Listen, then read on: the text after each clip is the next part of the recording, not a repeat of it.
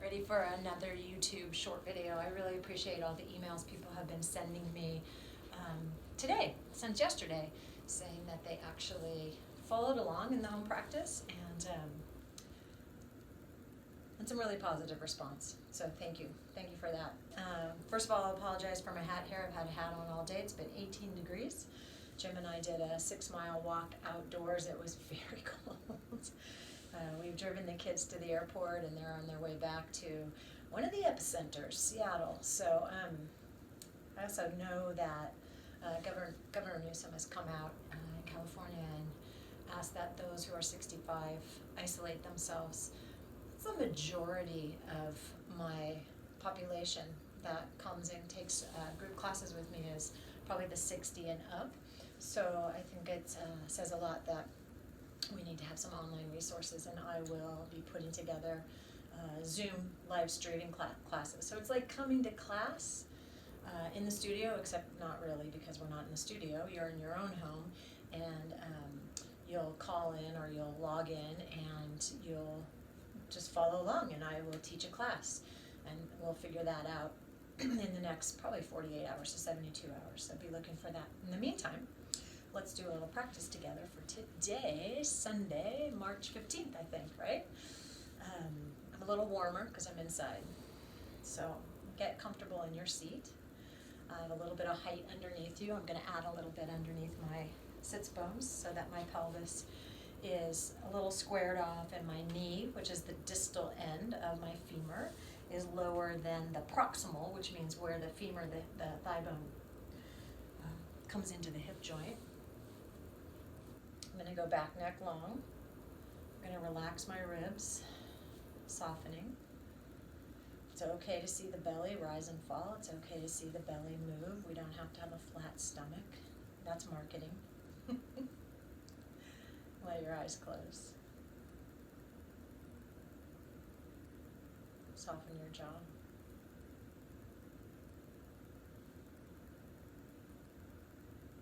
And begin to notice your breathing. So you breathe all the time. We take breathing for granted most of the time unless we have a problem with it. But breathing is the gateway to many, many things. One of the ways that I use breathing is as a centering, as an awareness activity, as a way to initiate more vagal nerve stimulus in terms of coming into a parasympathetic nervous system. And I also, as you know, use breathing in a functional way, particularly with the diaphragm and the pelvic floor diaphragms, to create what works in the center of our body, oftentimes called the core. And the core is like a bus station that transfers forces through the center. And the core is a very large part of ourselves. It's pelvic floor, really all the way up. We could even argue into the trunk and the shoulders. We're really targeting right now the area of the abdomen.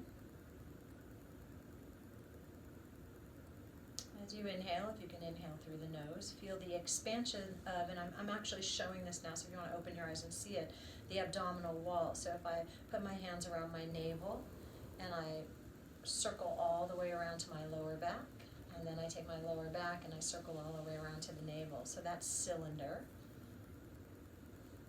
And as I inhale, I let that cylinder expand three-dimensionally. As I exhale, I am not going to consciously pull the belly in. I'm not going to consciously pull the belly in and up and back, some cueing that we often get. I'm just going to let the exhale happen in a way that allows me to do what's called exhaling to empty, to my empty. No force or pushing with that.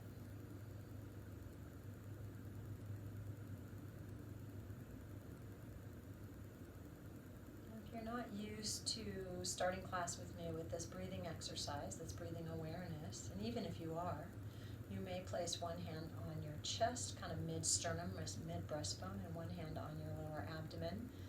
You can span the lower abdomen, so pinky points down towards pubis and thumb points up towards heart. And want you to practice allowing the lower abdomen to move first.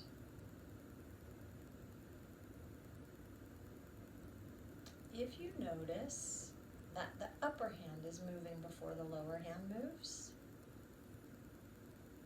gently but consciously try to reverse that activity. And that takes a while if it's a habit. Can I allow the lower abdomen to expand into the lower hand on that inhale? Can I just soften to exhale at empty?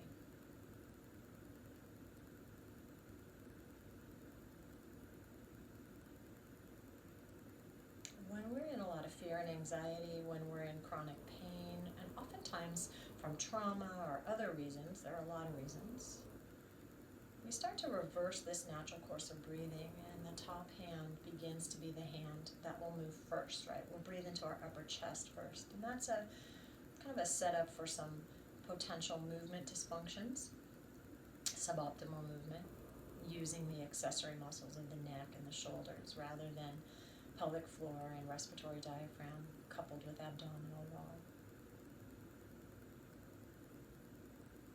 And as you inhale, feel if you can allow that lower abdomen to expand, letting it move first before that top hand. Top hand barely moves at all.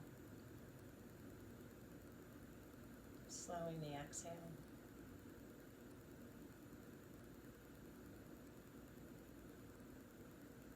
Readjust as you need to. I just noticed my chin was really forward as I was thinking. I soften my chin, make my back neck long again.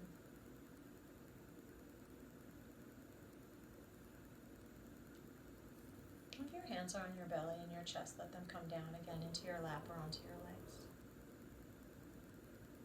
Exhale fully to empty, pause, and let your eyes open. Excellent. All right. Can you bring your legs into Baddha Konasana? Now, this may mean that you need to put more height under your buttock, right? Because again, what I'd like is your knee not to be up higher than where it fits into the pelvis and the acetabulum and the femur. And then I'm going to just either use my hands on my feet, my hands next to me, or even my hands back a little bit. And I'm just going to press my legs open and release.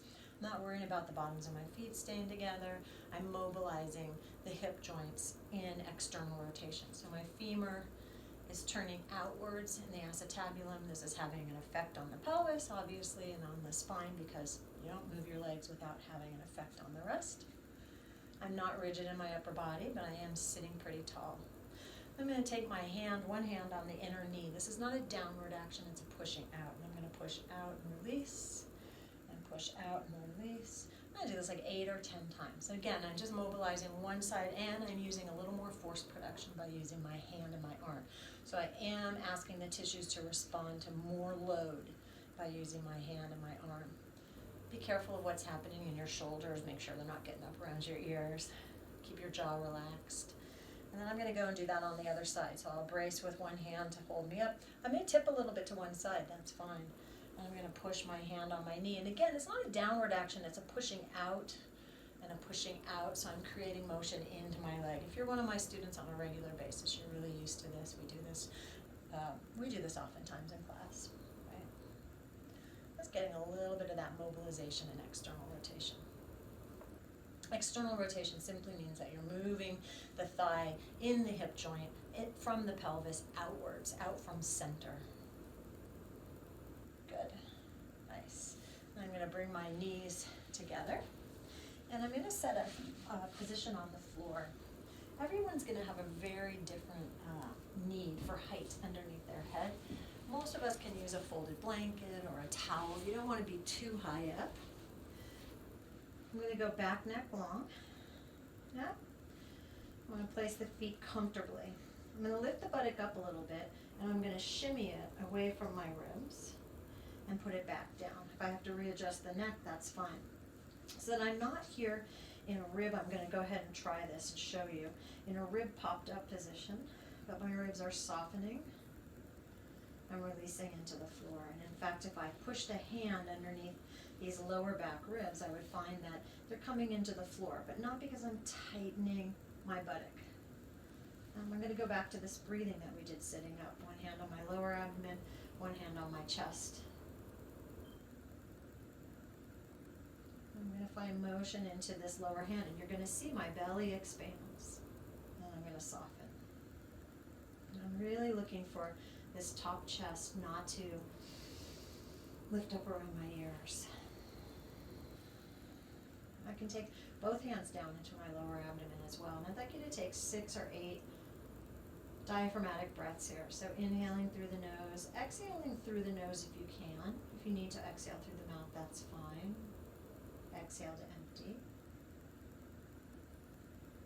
Again, the work is not to create a structured pulling in of the belly in any way, shape, or form. It's just to allow that belly to rise and fall. If you ever have the opportunity, you have the opportunity soon, to watch a baby breathe, you'll see that they do it this way. So this is a developmental kinesiology, this idea of taking us back, resetting the breathing pattern. I was doing 6, 7, 8 of these.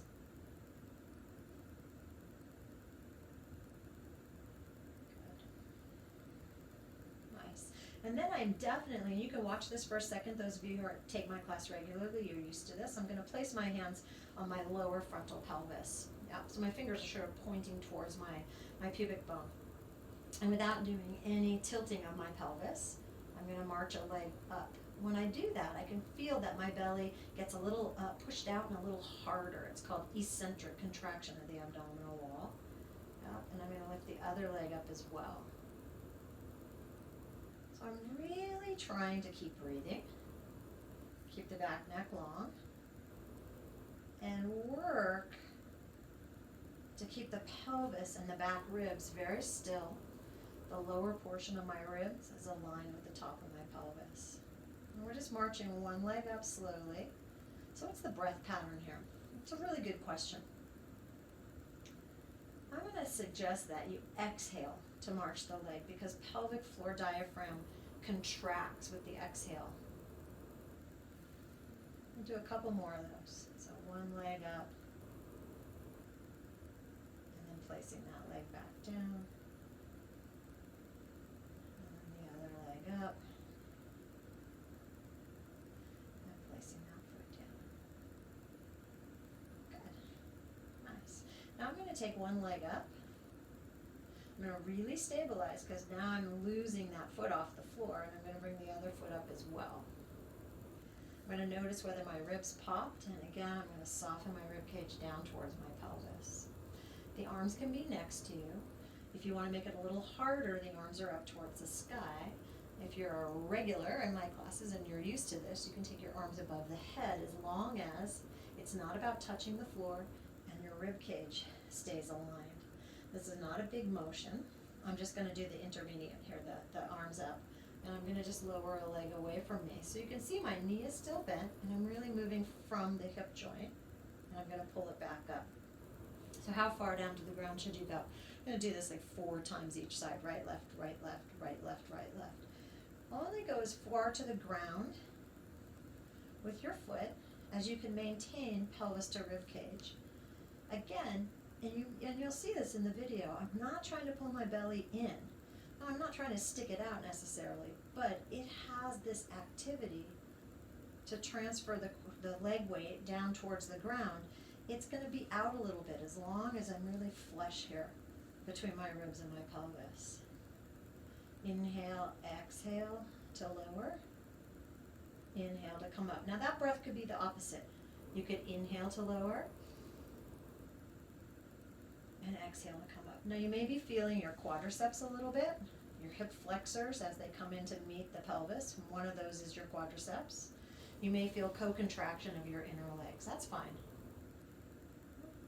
Again, I don't have to touch the floor. I could just move a couple inches.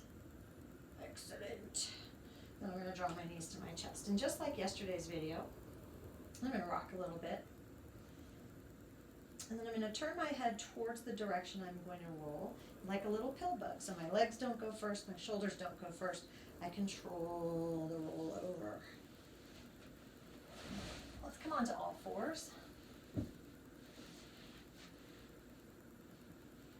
today I'd like you to curl your toes against the floor if you can.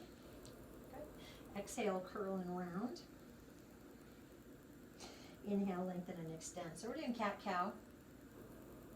I'm going to do 3 or 4 of these just to get the spine mobilizing after being very still and very held in that core structured way as we moved the legs away from our hips, the legs away from our pelvis.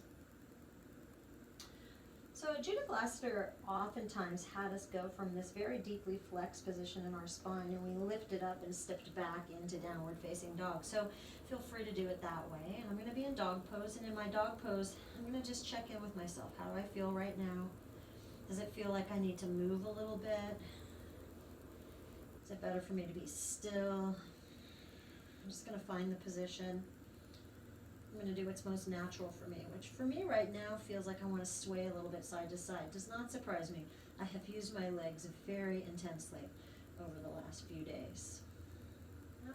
I'm going to walk my feet into my hands. I'm going to bend my knees. Up. Hang for a second.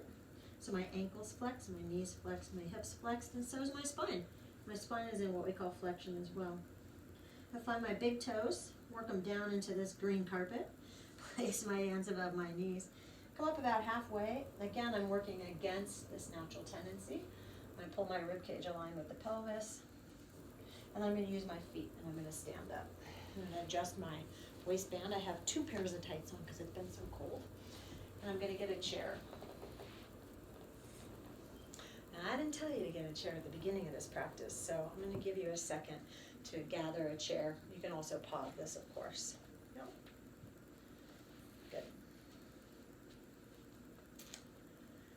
Facing the chair, and if balance is an issue, I want to be close enough to the wall that I can place my hand at the wall.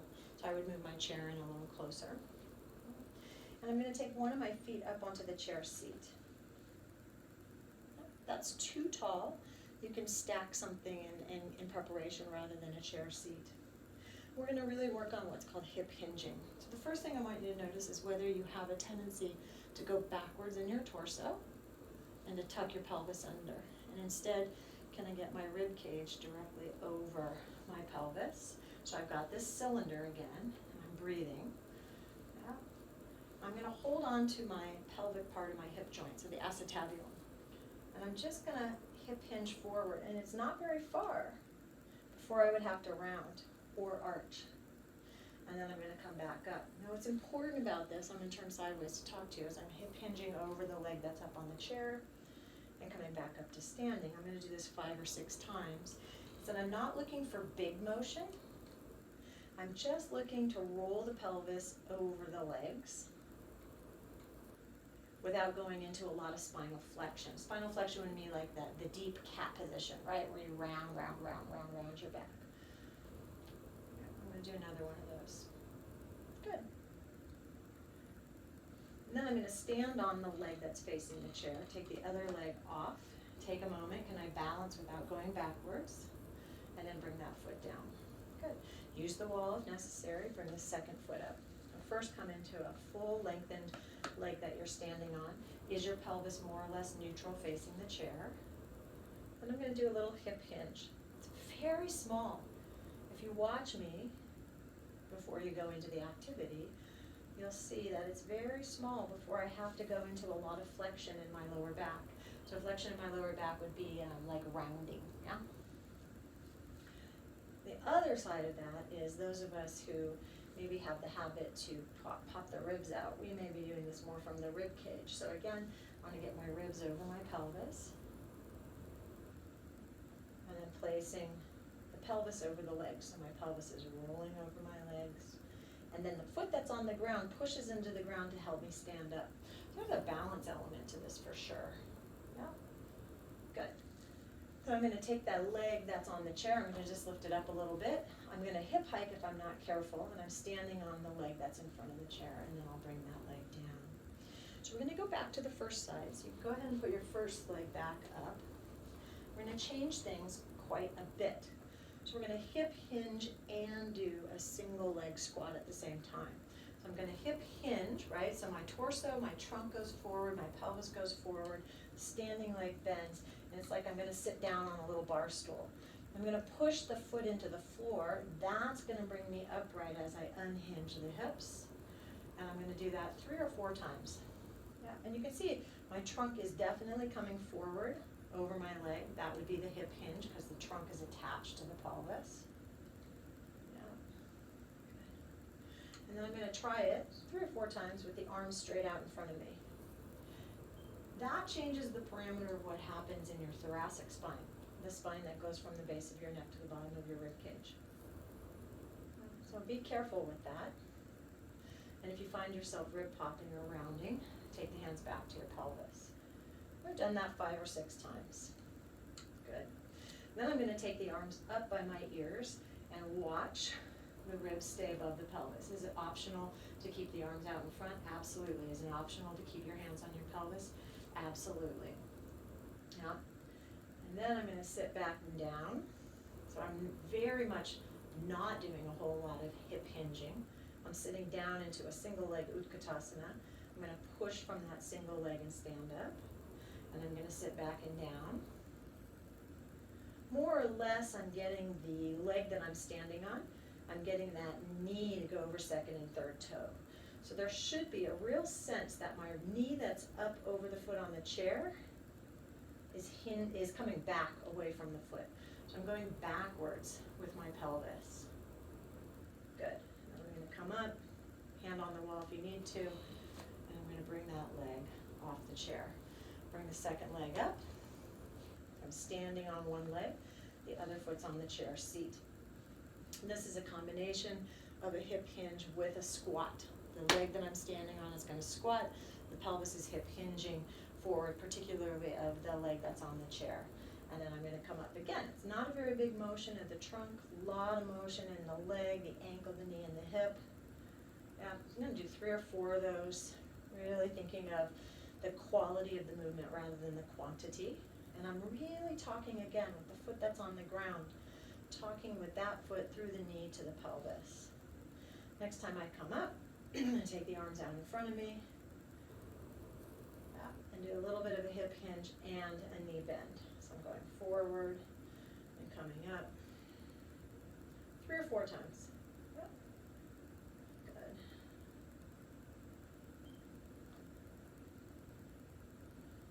Good. Take the arms up. Now this time, as I come in, I'm really working on the single leg squats. I'm single leg squatting. Decrease the activity. So in the single leg squat, it's different. I'm not hip hinging so much as I'm sitting back.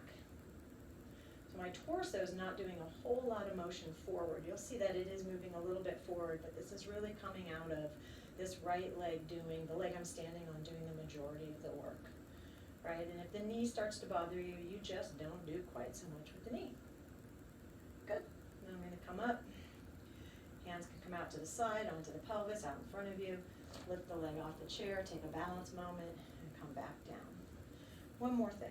I'm going to take the leg I was standing up on the chair seat. Again, use the wall with your hand if you need to. Leg that's underneath my hip is very lengthened.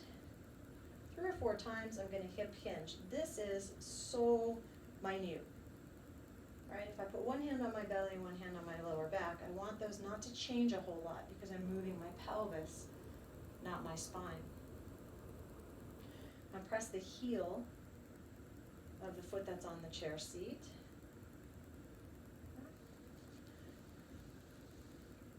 Now I'm going to go forward a little bit more with my torso, adding a little more load to the back of the leg that's up on the chair. So because of that, that's going to create what we consider a stretch when we talk about it in yoga. Right? And then if I can, I'm going to come forward and place my hands on the chair seat. I can keep one hand at the wall. This is going to see, and you'll see this in my back, that I'm much more rounded. Yep, I'm rounding in the upper back a little bit and in the lower back a little bit. I'm still trying to keep the action at the pelvis. I'm pushing the heel of that foot into the chair.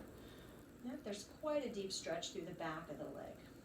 Then I'm going to point the foot that's on the chair, and I'm going to flex the foot that's on the chair. So I'm getting a little bit of activity in plantar and dorsiflexion, which is going to target the calf muscles a little bit more on the back of this leg that's on the chair. Okay, bonus points for this next thing. You get bonus points anyway because you're an excellent human being. Now, can I keep the leg I'm standing on straight? If not, I can bend it. Can I find my pelvis with my hands? And can I unhinge, which takes a lot of balance? Lift the leg and bring it in. Let's go second leg. So second heel comes up, second foot comes up on the chair. First 3 or 4 are a simple hip hinge. Right?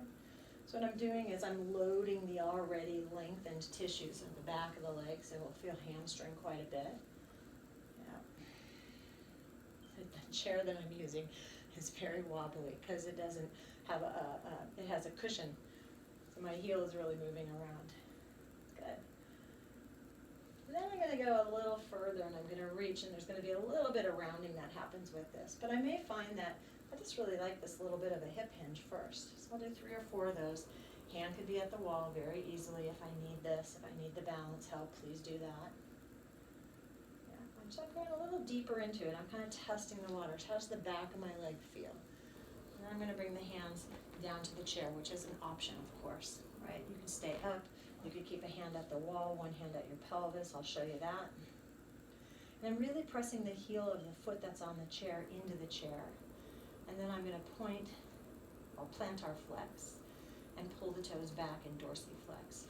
So I'm going to really stimulate the tissues at the back of the lower leg, the gastrocnemius, which is that big double-headed muscle that you see on the back of your lower leg.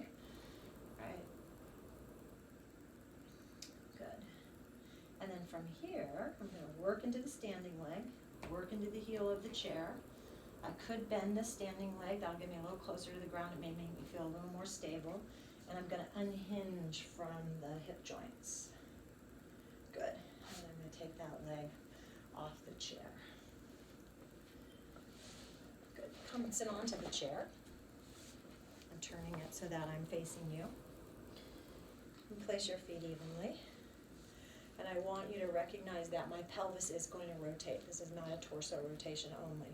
I'm going to rotate to the right. You can rotate either direction, but as I rotate to the right, I'm going to bring my left hand onto the outside of the right leg. I'm going to bring my right hand somewhere back on the chair. And then, moving from my pelvis, I'm going to roll into the twist a little bit and out of the twist a little bit. And into the twist a little bit and out of the twist a little bit.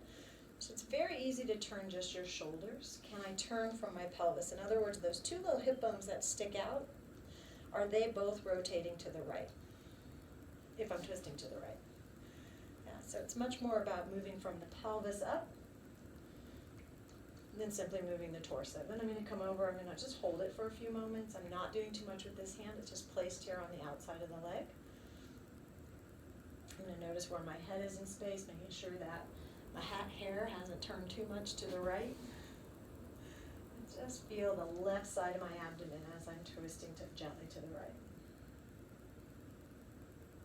I'm noticing a lot in my middle back. Just be aware of what you're noticing. Good. And I'm going to exhale and come back to neutral. So again, I'm going to point right now with my fingers to the iliac crest, these 2 little pelvic bones. They're not little at all, but the little points are little. And those are what are going to now rotate. When I rotate to the left, that's what twist I'm doing now. It's those rotating around. So I'm really moving from the sitting bone and the entire pelvis. Now we went into the twist first. We went to the left. Right hand was very gentle on the left leg. And then we mobilized in and out of the twist.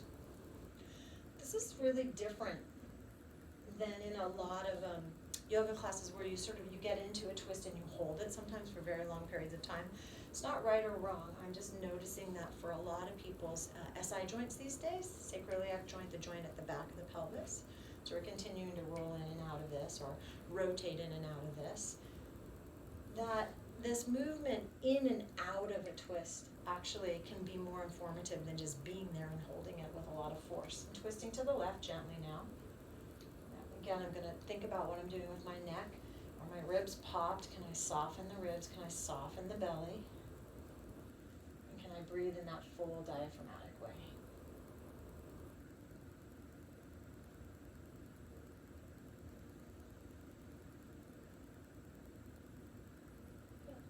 And I'm going to exhale. When I exhale, I'm not gonna just move my shoulders first, I'm gonna move again from my pelvis.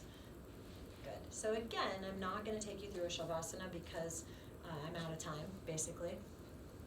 And I really encourage you to now set your timer for at least 10 minutes, lie down on your back, have something under your head to support it, and really go to the breathing and be as still as you possibly can. This is a time that stillness feels like I gotta do things, I gotta go to the grocery store and stock up, I gotta do this, I gotta do that. So being still, and before you do that, before you move into Shavasana, bring your palms together at your heart and bow the head forward. May we be safe. May we be happy/healthy. May we be free from suffering. And may we be filled with loving kindness. Namaste. See you soon.